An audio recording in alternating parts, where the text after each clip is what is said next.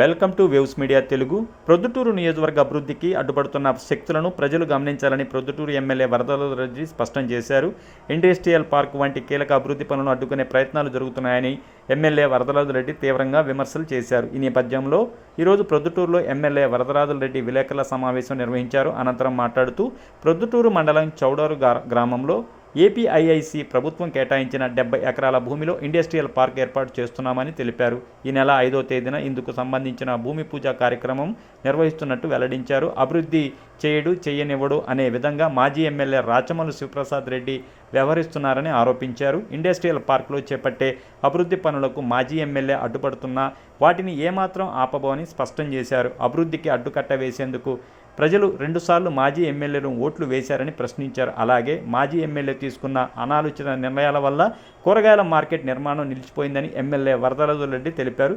ప్రొద్దుటూరు అభివృద్ధే తమ లక్ష్యమని, ఎలాంటి అడ్డంకులు వచ్చినా వెనక్కి తగ్గబోమని టీడీపీ ఎమ్మెల్యే వరదరాజులరెడ్డి స్పష్టం చేశారు. ప్రభుత్వము చౌడూరు దగ్గర ఏపీఐఐసి ఇండస్ట్రీస్ వారికి 70 ఎకరాలు స్థలాన్ని మంజూరు చేసింది. చౌడూరు దగ్గర ఉండబడిన గవర్నమెంట్ భూమిని 70 ఎకరాల భూమిని ఈ ప్రాంతంలో ఎక్కడా లేదు కాబట్టి ఏపీఐఐసి వాళ్లకు 70 ఎకరాల భూమిని ప్రభుత్వం మంజూరు చేసింది. ఆ మంజూరు చేసిన భూమిలో ఇండస్ట్రీస్ డెవలప్మెంట్ కోసము ఏపీఐఐసి వాళ్ళు టెండర్లు పిలిచారు. టెండర్ కూడా అయిపోయింది. టెండర్ పనులు మన జడ్ఎం గారు, మన ఏపీఐసి జడ్ఎం గారు 5వ తారీఖున మొదలు పెట్టాలనే ఉద్దేశంతో ఆ కంప కొట్టించే, ఆ 70 ఎకరాల భూమిలో కంప కొట్టించే కార్యక్రమం చేస్తూ ఉన్నారు ఏపీఐఐసి వాళ్ళకు సంబంధించిన వాళ్ళు. దాంట్లో రైతులు కూడా మళ్ళీ దాంట్లో వ్యవసాయం సాగు చేస్తున్నారని వాళ్ళే ఆ రైతులకు ఉండబడిన ఎలక్ట్రిక్ మోటార్లు కూడా తొలగించడం జరుగుతుంది. అంటే 70 ఎకరాలు ఫ్లాట్గా తయారు చేసి ఆ 70 ఎకరాల భూమిలో ఇండస్ట్రీస్ పెట్టుకునే వాళ్ళు ఎవరన్నా పొద్దుటూరు ప్రాంతంలో ముందుకు వస్తే ఆ భూమిని వాళ్ళకి ఇవ్వాలనే ఒక మంచి ఉద్దేశంతో ప్రభుత్వము ఆ 70 ఎకరాల భూమి మంజూరు చేసి దాన్ని డెవలప్ చేసి ఇవ్వాలనే ఉద్దేశంతో చేయడం జరుగుతుంది. అయితే మన మాజీ ఎమ్మెల్యే గారు ఆయన ఏమీ అభివృద్ధి చేయడు, అభివృద్ధి ప్రజలకు అవసరం లేదు అని ఈ రోజు పోయి ఆ కంప చెట్టు కొడతాంటే పోయి ధర్నా కూర్చున్నాడు. ఏపీఐసి వాళ్ళకు సంబంధించిన వాళ్ళు పోయి కొంచెం కంప కొడతాంటే అక్కడ పోయి కూర్చొని కొట్టేదానికి వీలు లేదు అని ఏదో ఆ భూమిని చేసుకునే వాళ్లకు, ఆ ప్రాంతంలో ఉండబడిన వాళ్లకు మద్దతుగా ఆయన పోయి అక్కడ కూర్చోవడం జరిగింది. అయితే ఆయన ఏం చేయలే, ఈ ప్రాంతాన్ని అభివృద్ధి చేయలే, అభివృద్ధి చేసే వాళ్ళకి అడ్డుపడుతున్నాడు. అయితే నువ్వు ఆడ పోయి ఈరోజు దీక్ష చేశానంత మాత్రం తాగదు. ప్రభుత్వం ఉంది, పోలీసు ఉంది, తహసీల్దార్ ఉన్నారు, ఏపీఐఏసి వాళ్ళందరినీ అక్కడ పంపించి తప్పకుండా కంప చెట్టు కొట్టిస్తాము, అక్కడ వాళ్ళందరికీ ఇండస్ట్రీస్ పరంగా రోడ్లు డెవలప్ చేసి అందరికీ రోడ్లు వేసి అందరూ అవసరాల మేరకు ఎవరైతే ఏ ఇండస్ట్రీస్ పెట్టుకుంటారో అని ముందుకు వస్తే వాళ్ళందరికీ ఫ్లాట్ ఇచ్చేదానికి గవర్నమెంట్ ఏపీఐసి వాళ్ళు సిద్ధంగా ఉన్నారు. కాబట్టి నీదేందా, నువ్వేం చేయవు, పొరపాటు రోడ్డు విస్తరణ చేస్తా అంటే అడుక్కుంటావు, అనే మైదుకూరు రోడ్డు విస్తరణ చేస్తా అంటే వదుకుంటావు, ఎర్రగుంట్ల రోడ్డు విస్తరణ చేస్తా అంటే వద్దంటావు. నీకు దేనికి నువ్వు ప్రజాప్రతినిధిగా నీకు ఓట్లు వేసిన 2 సార్లు ప్రజలు ఇవన్నీ అడ్డుకునేదానికేనా? నువ్వేం చేయలే, గ్రామీణ ప్రాంతాల్లో కానీ పట్టణ ప్రాంతాల్లో కానీ ఏమి అభివృద్ధి చేయలే. మేము మైదుకూరు రోడ్డు 100 అడుగుల విస్తారం చేసి బైపాస్ రోడ్డు వరకు తీసుకుపోవాలనుకుంటున్నాం, కొరపాటు రోడ్డు కూడా విస్తరణ చేసి మేము బైపాస్కు తీసుకుపోవాలంటున్నాం, కొట్టిపాటు రోడ్డు కూడా విస్తరణ చేస్తున్నాము, రిలయన్స్ పెట్రోల్ దగ్గర నుంచి వాసవి సర్కిల్ వరకు రోడ్డును విస్తరణ చేస్తున్నాం, పనులు కూడా మొదలై జరుగుతున్నాయి. నువ్వు ఏమీ చేయవు, ప్రొద్దుటూరుకి ఏదో సైంధవని మీద అడ్డపడుతుంటావు.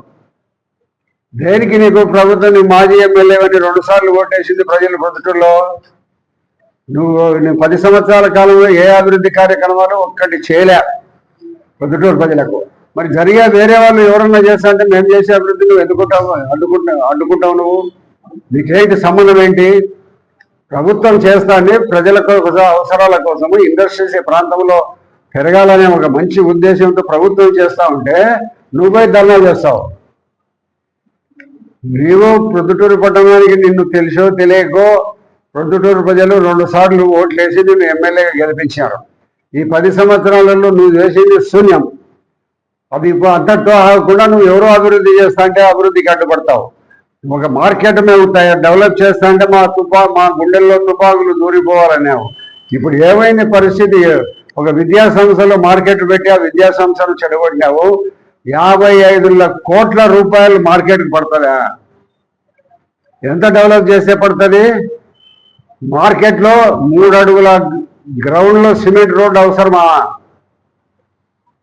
నీవు ఎక్కడైతే డబ్బు వస్తుందో నువ్వు కాంట్రాక్టర్ మాట్లాడుకొని డబ్బులు తీసుకునే దానికి నీకు ఆ మార్కెట్లో 15 కోట్ల రూపాయలు నీ ఒప్పందం మాట్లాడుకొని వాళ్ళకు 55 కోట్ల రూపాయలకు టెండర్ పిలిపించినావు.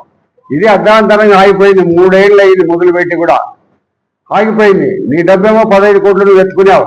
కాంట్రాక్టర్కు బిల్లులు రాలేదని పని చేయడంలే. నీకేమో డబ్బులు ఇచ్చి నష్టపోయినాడు అతను. కాబట్టి ఈ యొక్క అభివృద్ధిని నువ్వు ఏదో ప్రజలు అభివృద్ధిని అడ్డుకునే దానికి నువ్వు ప్రయత్నం చేస్తే నీకు పుట్టుగతులు ఉండవు.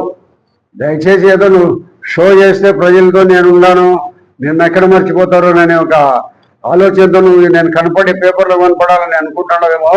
నువ్వు ఏమీ చేయలేవు. అక్కడ తప్పనిసరిగా కంప కొడతాం, రోడ్లు వేస్తాం, డెవలప్మెంట్కు ఎవరికి ఇండస్ట్రీస్ ఎవరికి అప్లికేషన్ పెడితే వాళ్ళకందరికీ ప్రభుత్వం వేయడం జరుగుతుంది. సీఎం రిలీఫ్ 50 మందికి చెక్కులు వచ్చినాయి.